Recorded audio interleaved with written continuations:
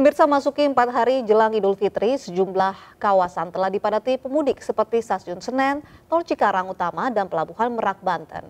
Ya, untuk mengetahui bagaimana kondisi ketiga kawasan tersebut, sudah ada rekan-rekan kami yang siap melaporkan informasinya. Kita ke Yola Anzalna, Egit Hapsari, dan Gesmi Sitanggang. Silakan, Yola, informasi yang bisa Anda sampaikan di lokasi Stasiun Senen. Stasiun Senen ya. Yang ada di Stasiun Pasar Senen, yang mana sudah mulai dipadati oleh warga ibu kota dan juga sekitarnya untuk berpulang kampung ataupun berlibur. Dan memang tadi sempat terlihat ada kepadatan yang terjadi di pintu masuk kedatangan, namun saat ini sudah mulai terlihat terurai dan bahkan sudah sepi. Meskipun demikian, banyak para penumpang yang lebih datang awal, yaitu 1 jam sebelum keberangkatan, sambil menunggu-nunggu dan juga duduk di sekitar Stasiun Pasar Senen, tepatnya berada dekat di pintu kedatangan. Dan sementara itu, Uci, dapat kami informasikan bahwa memang setiap harinya PT Kereta Api di Stasiun Pasar Senen ini telah menyediakan sebanyak 24 kereta api reguler dan juga 9 kereta tambahan. Namun pada tanggal 21 Juni 2017, yaitu pada hari ini, telah ditambah sebanyak 2 kereta api, yaitu dengan tujuan Bandung dan juga Cirebon dengan nama kereta yaitu Argo Parahyangan Premium yang berangkat pada pukul 11 dan juga FU Cirebon yang berangkat pada pukul 5. Dan sementara itu, dari informasi yang kami dapatkan, memang hingga pada tanggal 20 Juni kemarin terdapat sebanyak 26.000 penumpang yang sudah berangkat dan diprediksi hari ini akan terus bertambah. Dan sementara itu juga dapat kami informasikan bahwa untuk hari ini kereta paling awal yaitu berangkat pada pukul 05.25 dengan tujuan Kuto Arjo dengan nama kereta Kuto Jaya Utara. Dan untuk kereta akhir yaitu pada pukul 23.30 dengan tujuan Kuto Arjo. Dan sementara itu pengamanan pun juga dilakukan di sekitar Stasiun Pasar Senen yang terdiri dari Gegana, Brimob, K9, Koramil, dan juga dari pihak pengamanan stasiun. Demikian Uci dan juga Rio untuk informasi sementara yang dapat kami sampaikan. Kembali ke studio.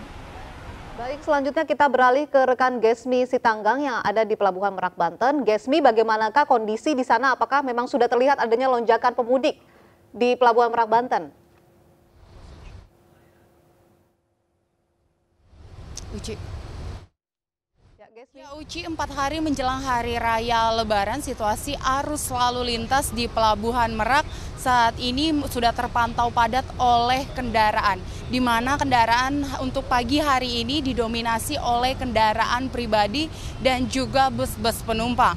Dan berdasarkan kebijakan dari PT ASDP Indonesia Ferry, sejak dimulai hari ini memang truk pengangkut barang sudah tidak lagi diperbolehkan untuk melintasi Pelabuhan Merak, di mana untuk mengantisipasi lonjakan dari penumpang. Dan selain itu juga untuk data dari PT ASDP juga mencatat sudah ada sekitar 5.000 kendaraan yang melintasi pelabuhan ini sejak pukul 8 malam hingga pada pagi hari ini. Dari angka tersebut menunjukkan memang sudah ada lonjakan penumpang yang melintas sekitar 20 hingga 30% dibandingkan dengan hari-hari biasanya. Dan diperkirakan juga puncak dari arus mudik di Pelabuhan Merak ini akan jatuh pada 2 hari ke depan. Mengingat untuk hari Jumat adalah cuti bersama dalam rangka Hari Raya Idul Fitri.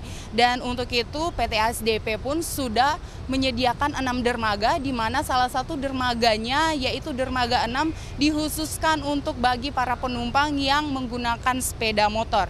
Dan untuk meningkatkan rasa nyaman dan aman bagi para penumpang mudik, PT ASDP juga sudah menyediakan sejumlah fasilitas, yaitu seperti fasilitas toilet. Terdapat 80 unit toilet yang tersebar di ke-6 dermaga Pelabuhan Merak ini, di mana toilet tersebut terdiri dari toilet standar dan premium yang tidak dikenakan biaya apapun bagi para penumpangnya. Selain itu juga sudah ada disediakannya sejumlah posko-posko seperti posko kesehatan, posko responsif gender, dan juga posko BMKG.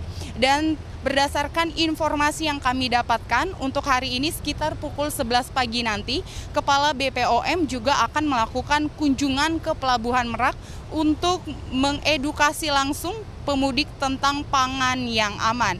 Dan kami juga menghimbau bagi Anda yang akan melakukan mudik agar tidak melakukannya pada puncak mudik yang akan jatuh pada hari esok. Dan bagi Anda untuk tetap menjaga kesehatan dan jika memiliki penyakit khusus tetaplah untuk membawa persediaan obat.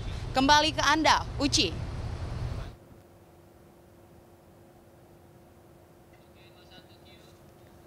Ya, selanjutnya kita beralih ke rekan Egit Hapsari di gerbang tol Cikarang Utama. Egit, silakan bagaimana pantauan arus lalu lintas di sana?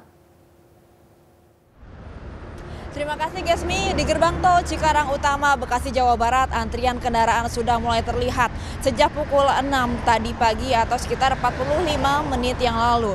Namun antrian kendaraan ini bukan hanya didominasi oleh kendaraan pemudik, namun juga bis-bis besar dan juga kendaraan pribadi karena memang hari ini atau jam ini merupakan jam berangkat kerja dan kawasan Jababeka ini merupakan kawasan industri sehingga arus mudik pagi ini bercampur dengan arus lalu lintas daerah Jakarta yang menuju ke beberapa pabrik atau perusahaan industrial yang ada di Jababeka, Bekasi, Jawa Barat ini. Antrian kendaraan sudah mencapai kira-kira 300 meter dan hal ini cukup berbeda dengan situasi arus lalu lintas pada tadi malam hingga dini hari tadi. Pada pukul 11 malam tadi hingga pukul 1 dini hari tadi, kami mendapat informasi bahwa antrian kendaraan di gerbang tol Cikarang Utama ini mencapai 4 km hingga wilayah Cibitung.